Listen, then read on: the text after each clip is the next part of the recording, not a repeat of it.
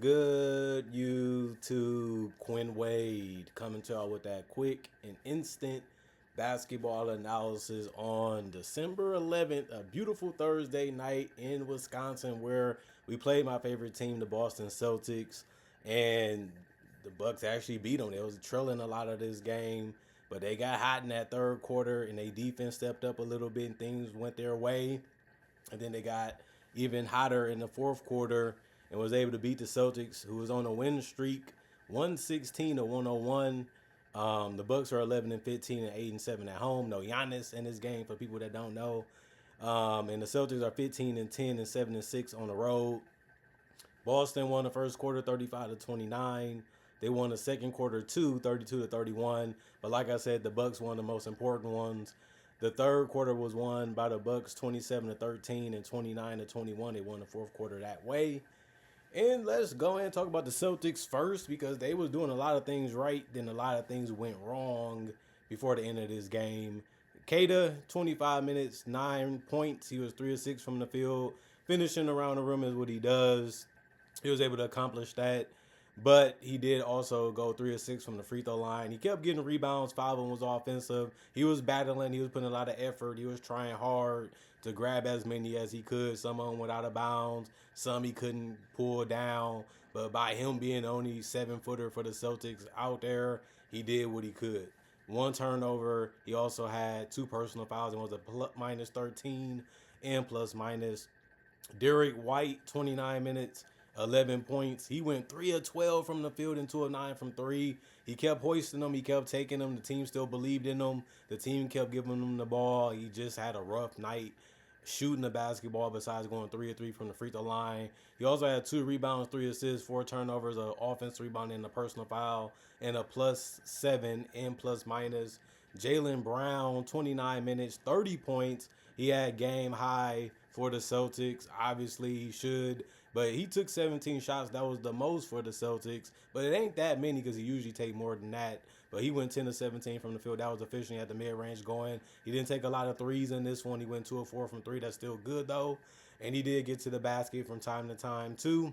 And he went 8 of 9 from the free throw line. That's a good night for him. And also 3 rebounds, 3 assists, 4 turnovers, 1 offensive rebound, 3 personal fouls, and a minus 15 in plus minus. Peyton Pritchard, 31 minutes, 11 points. He went 4 of 14 from the field, did a lot of dribbling. He did a lot of trying to create space and take the shot that he was able to try to get and generate. Didn't really work out for him. He even shot 3 of 11 from 3. 5 rebounds, 7 assists, no turnovers. That was a good game for that part of the game and that skill of the game. 1 offensive rebound, 1 personal foul, and a minus 21 and plus minus for him. And Jordan Wash continues to be a good addition to the starting lineup when he's out there. 32 minutes, 20 points, 8 of 10 from the field, 3 of 4 from 3, 1 of 1 from the free throw line. He also had 8 rebounds. Every starter had a rebound or more. He also had 1 turnover, 3 steals, 4 offensive rebounds, 3 personal fouls, and a minus 5 in plus minus. I like that the defense is just we got a little bit too pushy and a little bit too bumpy, and it ended up helping the Bucks get to the free throw line a lot, even when they wasn't attacking us. But we also got the same type of treatment, especially Jaylen Brown. And this one, some of those free throws didn't even come from drives. They just couldn't stay in front of them and guard them the right way, and it ended up getting them in the penalty. Sam Hauser was terrible in this one, 22 minutes, no points, but he took 10 shots off the bench, was the most, and missed all of them. And he also went 0 of 9 from 3 and took no free throws. He had 7 rebounds, though. That was the best part of his night. He also had an assist, 2 turnovers, and a block. 1 personal foul, and was a minus 15 in plus minus. Josh Minot, 22 minutes, 7 points, 2 of 4 from the field, 2 of 3 from the three-point line, 1 of 2 from the free throw line, 1 rebound, 1 assist, 1 turnover, 2 steals, 3 personal fouls, and a minus 3 in plus minus. He just took good shots, and he missed one that was even good too, but you ain't going to make them all most likely.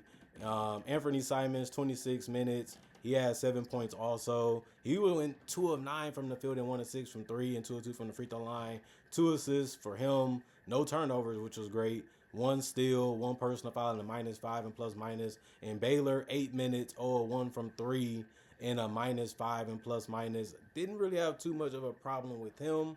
but he didn't really do much when he was out there and didn't get a lot of ball touches. And then Hugo Gonzalez, he brought it defensively, but he only had played 15 minutes and had 6 points and went 2 of 5 from the field and 1 of 2 from 3. He also went 1 of 2 from the free throw line. He had 3 rebounds and an assist and a steal, which he usually tries to do, and had an offensive rebound. It was a 0 on plus minus. Chris Boucher didn't play. He normally doesn't. Xavier Tillman and Luka Garza also didn't touch the court. And this is the night where we was winning a lot of this game, but we went 34 of 88, 39% from the field, 14 to 49, 29% from 3, 19 to 25, 76% from the free throw line, 39 rebounds, 18 assists, 13 turnovers, 7 steals, 1 block, 13 offensive rebounds, 15 personal fouls.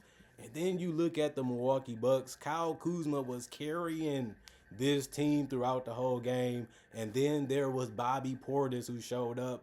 Kyle Kuzma, 31 minutes, 31 points, 13 to 17 from the field, 1 to 2 from 3, 4 or 5 from the free throw line, 6 rebounds, 3 turnovers, 1 block, 3 personal fouls, and a plus 12 and plus minus for him. The 3-point shot was going.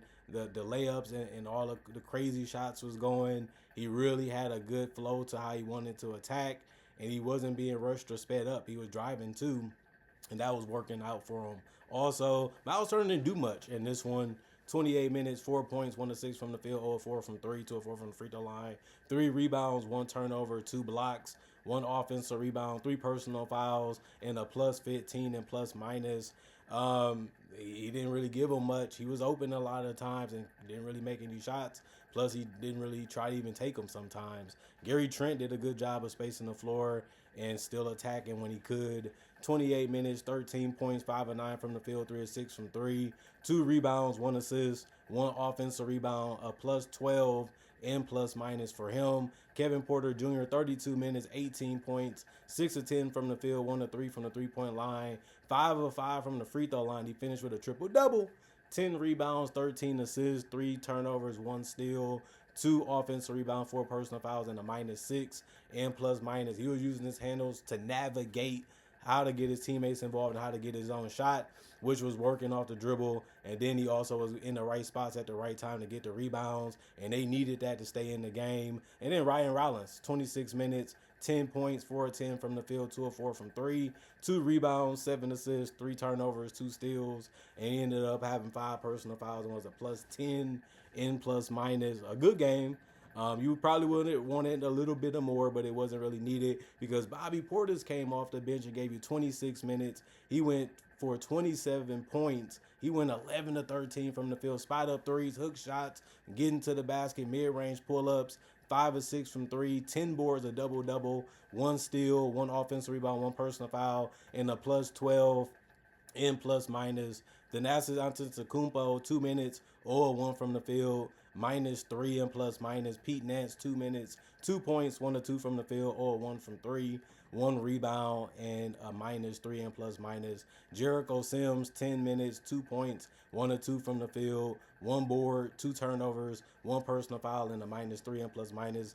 Gary Harris, 33 minutes, 0 of 3 from the field, 0 of 2 from 3, 2 rebounds, 2 assists, 1 turnover, 1 block, 2 personal fouls, and a plus 26 and plus minus. Amir Coffey, 2 minutes for him, and he didn't do anything at all, but we finished as a minus 3 and plus minus. You can say the same thing about Andre Jackson Jr., 2 minutes for him, and he finished as a minus 3, and that was about it. And then Cole Anthony got off the bench and played 19 minutes. He scored 9 points efficiently, 4 of 6 from the field, 1 of 1 from 3, 3 rebounds, 5 assists, 2 turnovers, 1 steal, 1 block, 5 personal fouls, and a plus 9 and plus minus. He got fouls very, very quick. They really was attacking him, and some he was just doing too much, and it just resulted in him just getting ticky-tack fouls. Other than that, for 46 of 79, 58% from the field, 13 of 29, 45% from 3, 11 of 14, 79% from the free throw line, 40 rebounds, 28 assists, 15 turnovers, 5 steals, 5 blocks, and then 24 personal fouls for them. But they did have 35 defensive rebounds, and the Celtics only had 26. So this was a game where if they just made their threes, if the Celtics would have just made their open threes, they would have had a better shot at winning this game. Everything was going their way, and then they just went cold, and the Bucks stayed in front of them, made them work for their shots, made them work, to even be able to create space. And then they just try to rely on Jaylen Brown. He was able to come through when they needed it, but not enough to where they was able to stay in it. And like I said, Bobby Portis got hot. Kyle Kuzma had a hot hand too. And next thing you know, guys made shots here every once in a while. Then it was able to get good contributions from more people than the Celtics was. And next thing you know, the game was over, and the Bucks went from getting beat by double figures to winning the game by double figures. It can happen just like that. Comment, like, subscribe, share the notification bell to get the analysis when it first come out. Also do conversation video just like this, but about various different other basketball NBA topics. Also do breakdowns of real footage of legends, current legends, rookies, and other future stars. Also do my draft and draft coverage. Not only that, I also do have over 4,000 videos already on my channel that you can watch right now, and it's all for free. And on top of that, I also try to do videos every single day throughout the day to give y'all something to look forward to and something to watch when it comes to basketball NBA content. Not only that, thanks for checking out the channel. Thanks for watching. Thanks for staying loyal. Thanks for staying supportive. Thank y'all for appreciating the content for what it is. And I'm thankful to have fans and supporters like y'all, even if you're new. Other than that, gone for now. Y'all stay blessed up. Peace. And I'll see y'all later today. And I was at this game, and I was highly disappointed that my Celtics blew this one because they couldn't make a shot from the perimeter or in the paint.